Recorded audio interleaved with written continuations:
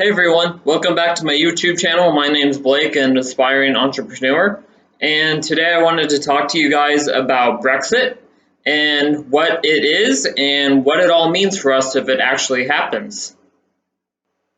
The word Brexit is a combination of two words, Britain and exit, and it's all just put into one simple phrase. And the word Brexit means that the UK or Britain feels like they need to or no longer want to be part of the EU. So they want to exit being member status of the EU.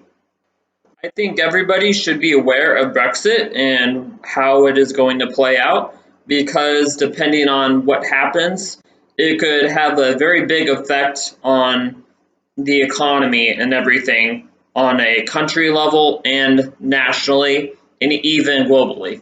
So before I get started, I wanted to go over a couple definitions that are very relevant to this discussion.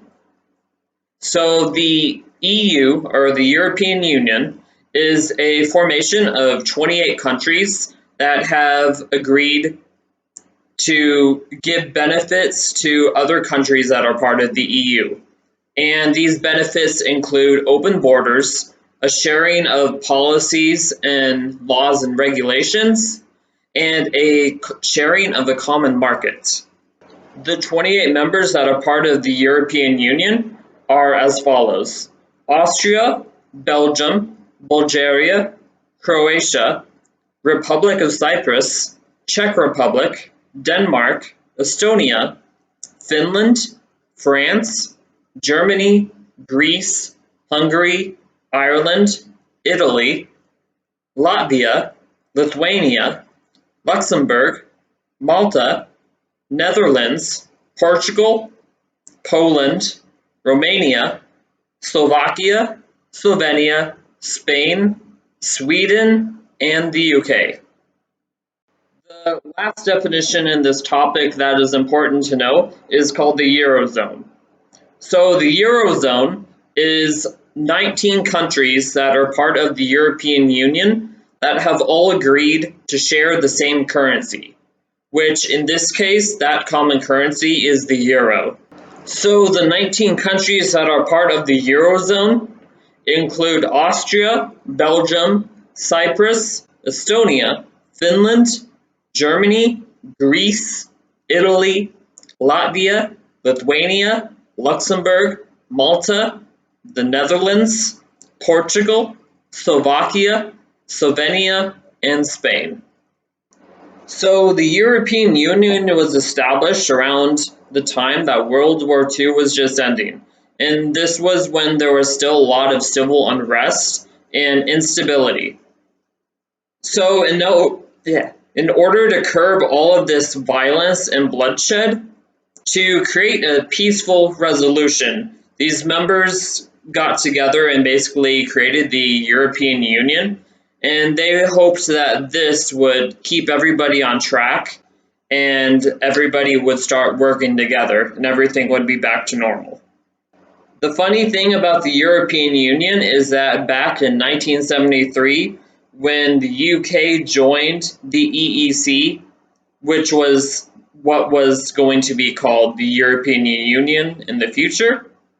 But anyway, when they joined, a lot of people in Britain, 33% of the voters already said that they did not want to join.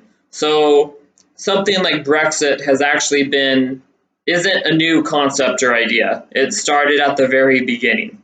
So jumping up to current history now, in 2015, a new prime minister was elected in the UK. As part of his campaign, he said that he would be vowing to get the UK out of the European Union, something that people have wanted for a long time.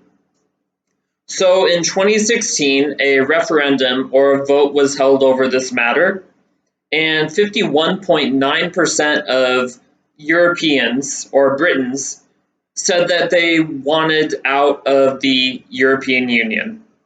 Okay, so now we know about the European Union and how it formed, but what exactly is the reason that people want out of the European Union.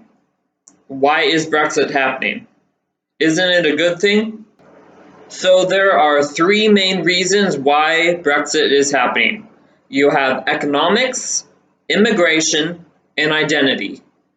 So as for economics, there are really three main reasons as to why the UK wants out of the European Union.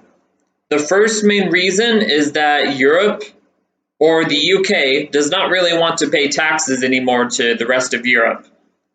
So a little bit of background on that, of how that works, is every month the UK is, as a membership fee, they have to pay dues to a central bank in Europe, and basically then those funds are dispersed over time to countries equally. The second reason is that there is a high unemployment rate in the UK. It's about 20%. And as part of the European Union, because all countries have to basically be dressed equally, it is difficult for the UK to tackle their country's problem individually. And then the third reason is that a lot of people are skeptical in the UK about being governed by elites, and they want to have more of a democracy. And again, under the membership of the European Union, something like this is a little more difficult. Now, as for immigration, I kind of touched upon this earlier, but being part of the European Union, you have to keep your borders open and free for travel and immigration and everything. And just kind of like the situation in the United States right now, they're trying to block out people from entering the country. The UK is trying to do the same thing. A lot of people in the UK feel that immigration is really destroying their country and they don't want to have immigration anymore. So they hope that by leaving the European Union, they will be able to control their own borders and keep immigration out, and this would lead, hopefully, to more employment rates. The last big reason why the UK wants to leave the European Union is because of identity or sovereignty.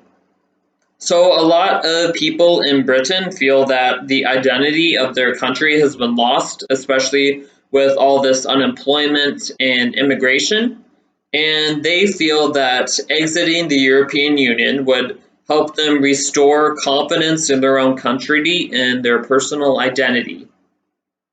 A lot of people in the UK also feel that world organizations such as the EU and NATO also don't really play a big purpose or role anymore, and we don't really need these organizations. So now, looking at the next step, looking at the pros and cons, I already pretty much listed the pros of leaving the European Union, at least for the people in the UK. But I want to focus on the cons now. So the cons of leaving the UK, there's a lot of them. There's taxes on goods entering or leaving the new UK. There's a disruption to potential supply routes. There's a possible fall or recession in the British pound and the euro. There will be the inability to travel freely in the UK without a visa. Right now, for example, in the UK or the European Union, you can just travel freely wherever you want as long as they're a member of the European Union because they all have their borders open. So that may also, because there will be closed borders, more closed at least, it also may curb tourism, and therefore that will also bring to more border security and may make it more difficult to enter the country. So now that we got that taken care of, I wanted to go over the current situation on Brexit and what may or may not happen in the future. So in 2017, the new Prime Minister officially said that the UK would be leaving the European Union in 2019. exactly 2 years from when it was originally voted for and accepted. And so this new date would be on March 29th, 2019. So obviously this transition has not happened yet. There have been numerous delays and arguments about when exactly the UK should leave the European Union, but it is now decided that a final voting of what will happen is going to occur on December 12th, 2019. So that will be the final vote whether or not the UK wants to leave the European Union. So currently, Brexit has cost the UK economy about $66 billion, and this number could definitely exponentially increase depending on how the process of Brexit plays out. The Prime Minister of the UK has actually threatened that he will forcibly pull out the UK from the European Union, even if the vote this December does not pass. And a lot of economics and theorists say that if this happens, the effects could be felt globally. There could be a giant recession, and trade routes everywhere could be disrupted. It could be pretty bad. So let's hope it doesn't get to that. So I thank you guys for watching. I really appreciate it. I hope you learned something. And if you did, I'd appreciate if you go ahead and like and subscribe my channel. And anyway, I hope to see you next time.